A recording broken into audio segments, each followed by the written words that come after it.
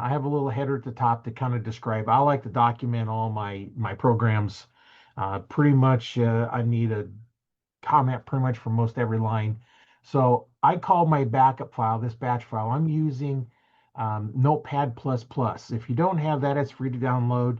Nice thing about it is, see, these comments are in green and everything's all color coded. If you just use the word text file, everything's all in blackness and just makes it a lot easier.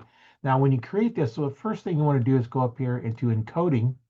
It needs to be ANSI. Lots of times it'll start at UTF-8, just hit convert to ANSI, and then it will create it in ANSI format, and that's what you want to use. So now we've got the file created correctly. You can use a batch file if you want, just a regular editor. You got to make sure you remember to call it as a .bat file, which is a batch file, which executes similar to a .exe file.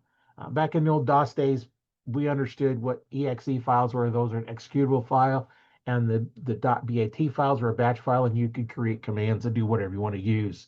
And we actually kind of use that to get a password on it, because first thing in Lotus, it'd run the .batch file would run up, and we'd bring up a program that would lock the keyboard to enter your password. You could bypass it if you got the timing right, but generally you didn't do that. So here's the name I called it. I called it backup underscore D underscore TO to E. So backup D drive to E drive. And then the purpose of it is to back up D drive to the D drive, and it's going to log results, and it's going to delete the old log files as we go along. We don't want to keep building them forever, because you're going to get one a day.